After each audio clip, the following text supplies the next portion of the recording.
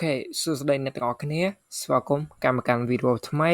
នៅក្នុងវីដេអូនេះគឺខ្ញុំនឹងបង្ហាញអ្នកទាំងអស់គ្នាអំពីកម្មវិធីដែលយើងប្រើប្រាស់ទៅលើ Office មានន័យថាទៅលើកិច្ចការងារ Office របស់យើងអញ្ចឹងនៅក្នុង KOOMPI OS របស់យើងគឺយើងអាចប្រើបាននៅកម្មវិធីពួកប្រភេទ Open Source ដូចជាកម្មវិធី Libreoffice កម្មវិធី Open Office ឬក៏កម្មវិធីផ្សេងៗទៀតដែលជាប្រភេទ Open Source ហើយយើងអាចយកមកប្រើប្រាស់បាននៅលើ KOOMPI OS ឬក៏យើងអាចប្រើប្រាស់បានទៅលើប្រព័ន្ធប្រតិបត្តិការ Linux ផ្សេងៗដូចជា Ubuntu ដូចជាArch Linux អីអញ្ចឹងអញ្ចឹងកម្មវិធីដែលយើងយកមកប្រើប្រាស់ officially នៅក្នុង KOOMPI OS នោះគឺជាប្រភេទកម្មវិធី Libreoffice ដែលយើងមើលទៅវា interface របស់វាទំនងជាងកម្មវិធីពួកប្រភេទ open source ដទៃទៀតអញ្ចឹងហើយវាមានលក្ខណៈ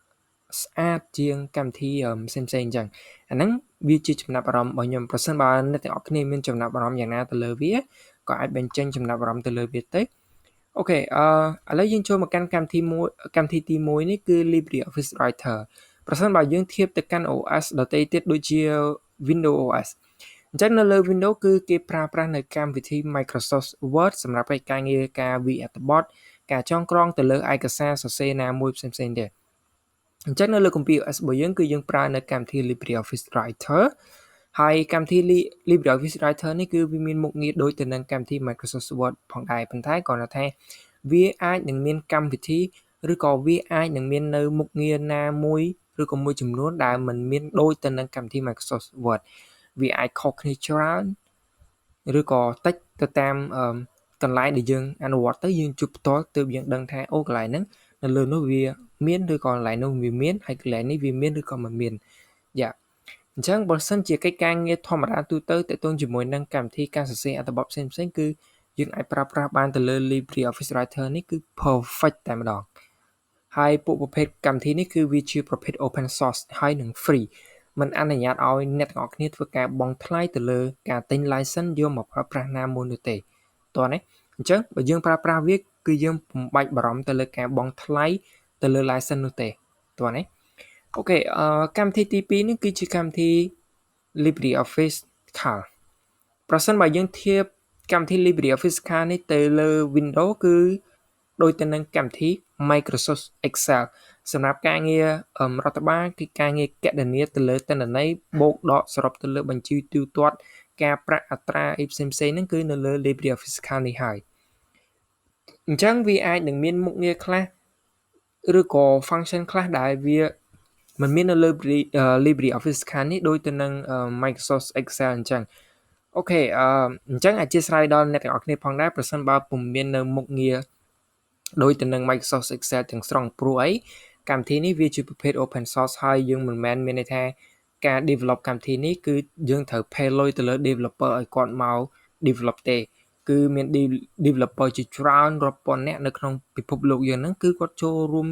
សហការគ្នាបង្កើតកម្មវិធីនេះឡើងឲ្យវាសមស្របទៅនឹងតម្រូវការនៃការប្រើប្រាស់របស់អ្នកទាំងអស់គ្នាដែរតោះណាអូខេអញ្ចឹងទៅលើកម្មវិធីទី3នេះគឺជាកម្មវិធី Libreoffice Impress យើងធៀបទៅលើ Windows ដែរកម្មវិធី Libreoffice នេះគឺដូចទៅនឹងកម្មវិធី Microsoft PowerPoint ហើយអ្នកទាំងអស់គ្នាដឹងហើយថាកម្មវិធី Microsoft PowerPoint ហ្នឹងឬក៏ Libreoffice នេះគឺយើងប្រើប្រាស់សម្រាប់ទៅលើការបង្កើតនៅ slide show ធ្វើការបង្ហាញធ្វើការពិពណ៌នាឬក៏អីមួយផ្សេងៗហ្នឹងទៅលើរបៀបថាជា slide រត់ជាវីដេអូខ្លីៗឬក៏ជាលក្ខណៈទ្រង់ទ្រាយការបង្ហាញអញ្ចឹងអូខេអញ្ចឹងកម្មវិធីមួយនេះក៏ដូចទៅនឹងកម្មវិធី2ដែលខ្ញុំបានបង្ហាញនៅចំណុចមុនដែរគឺវាមិនមានលក្ខណៈខុសគ្នាទេព្រោះវាជាសម្ព័ន្ធតែមួយទេអញ្ចឹងវាមានមុខងារខ្លះក៏ពិសេសជាង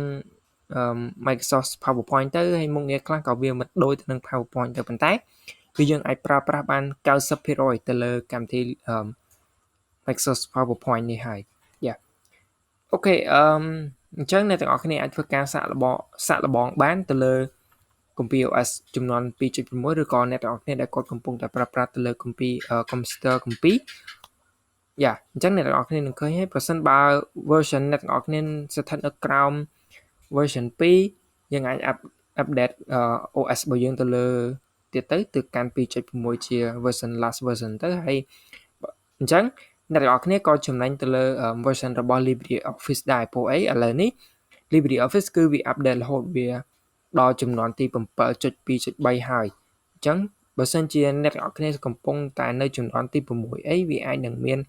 interface ខ្លះពិបាកមើល interface ខ្លះវាមានមុខងារអីដូចនឹងផ្សេងៗគឺ LibreOffice ឥឡូវវា update ទៅមានមុខងារថ្មីៗជាច្រើនមែនតើសម្រាប់ឲ្យជាតម្រូវការទៅកាន់អ្នកទាំងអស់គ្នាអូខេយើងចូលកម្មវិធីទី 4 នេះគឺ LibreOffice Draw ប្រសិនបើយើងធៀបកម្មវិធី LibreOffice Draw នេះទៅកាន់ Microsoft Windows វិញគឺដូចទៅនឹងកម្មវិធីOneNote អញ្ចឹងឯងគឺវាប្រើប្រាស់សម្រាប់ទៅលើការរចនា flowchart រចនាទៅលើ logo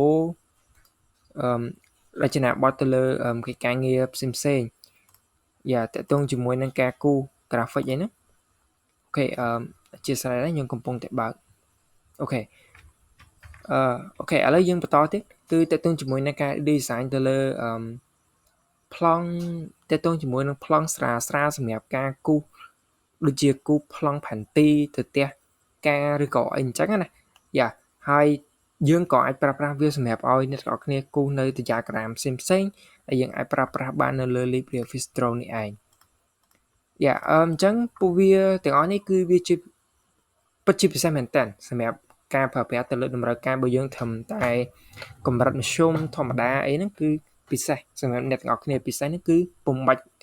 ចំណាយថវិកាទៅទិញ license របស់វាយកមកប្រើទេតោះណាអូខេឥឡូវចូលកម្មវិធីទី 5 របស់យើងគឺ LibreOffice Smart អញ្ចឹងសម្រាប់អ្នកគណិតវិទ្យាក៏ដូចជាលោកគ្រូអ្នកគ្រូគណិតរូបគីមីជីវៈអីអ្នកទាំងអស់គ្នាអាចចូលទៅសរសេរនៅនិមិត្តសញ្ញាគណិតវិទ្យានិមិត្តសញ្ញាក្រិចនិមិត្តសញ្ញាផ្សេងដែលតកតងជាមួយនឹងផ្នែកវិទ្យាសាស្ត្រឬក៏ការសរសេរនិមិត្តសញ្ញាអក្សរក្រិចអីហ្នឹងគឺយើងអាចប្រើប្រាស់បានទៅលើ LibreOffice Smart ហើយយើងមិនមែនភាគច្រើនទៅគឺគេមិនប្រើនៅក្នុង LibreOffice Smart នេះទេគឺគេប្រើនៅក្នុង LibreOffice Writer ដោយសារតែនៅក្នុង LibreOffice Writer វាមានមុខងារ formula ដើម្បីសរសេរនៅគណិតវិទ្យានឹងរួចហើយអញ្ចឹងការសរសេររបស់យើងគឺងាយស្រួលមែនតើនៅក្នុង LibreOffice Writer សម្រាប់ការសរសេរគណិតសរសេរអត្ថបទទាក់ទងជាមួយនឹងផ្នែកវិទ្យាសាស្ត្រហ្នឹងឯងអូខេឥឡូវយើងចូលទៅកាន់កម្មវិធីទី6នោះគឺជាកម្មវិធី LibreOffice Database អញ្ចឹងខ្ញុំក៏អត់សូវច្បាស់ជាមួយនឹងកម្មវិធី LibreOffice Database នេះទេប្រសិនបើអ្នកទាំងអស់គ្នាដែលគាត់កំពុងតែតាមដានវីដេអូមួយនេះគាត់បានស្គាល់ទាក់ទងជាមួយនឹងការស្រង់នៅទិន្នន័យ database ឬក៏មុខងារផ្សេងៗដែលធ្លាប់ប្រើនៅលើ OS ដទៃនោះគឺយើងអាចមកសាកល្បងប្រើប្រាស់ទៅលើទាក់ទងជាមួយនឹងព័ត៌មាន database នៅលើ LibreOffice Database របស់យើងបានអូខេអញ្ចឹងខ្ញុំបញ្ជាក់ម្ដងទៀតនៅលើ KOOMPI OS របស់យើងគឺឲ្យតែពួកប្រភេទ open source គឺយើងអាចប្រើបានទាំងអស់មិនថា LibreOffice មិនថា OpenOffice ឬក៏កម្មវិធី web ផ្សេងៗទេគឺយើងអាចប្រើប្រាស់បានអរគុណអ្នកទាំងអស់គ្នាសម្រាប់ការតាមដានវីដេអូមួយនេះយើងនឹងទៅជួបគ្នានៅក្នុងវីដេអូក្រោយសួស្តីអ្នកទាំងអស់គ្នាស្វាគមន៍កម្មការវីដេអូថ្មីនៅក្នុងវីដេអូនេះដែរគឺខ្ញុំនឹងធ្វើការបង្ហាញអ្នកទាំងអស់គ្នាអំពីកម្មវិធីសម្រាប់ប្រើប្រាស់ទៅលើការ edit file PDF ឬក៏សម្រាប់ view ទៅលើ file PDF នៅលើ KOOMPI OS អូខេកម្មវិធីទី1គឺជាកម្មវិធី Okular កម្មវិធី Okular នេះដែរគឺជា multi platform document viewer ដែលបាន develop ដោយក្រុមហ៊ុន KDE ហើយវា based ទៅលើ Qt ហើយនិង KDE framework library ហើយកម្មវិធីនេះគឺជាប្រភេទ open source ហើយ operating system របស់វាគឺយើងអាចប្រើប្រាស់បាននៅលើ Linux បាននៅលើ Unix Live Windows ហើយអ្នកទាំងអស់គ្នាអាចប្រើប្រាស់វាដោយពុំមានការបង់ថ្លៃហើយយើងនិយាយទៅយើងអាចប្រើវាដោយ free តោះនេះអញ្ចឹងនៅលើកម្មវិធី Okular នេះដែរគឺយើងមិនត្រឹមតែមើលបានតែ file PDF ឬក៏ EPUB អីទេយើងអាចមើលបាន file ជាច្រើនមែនទែននៅលើ Okular នេះ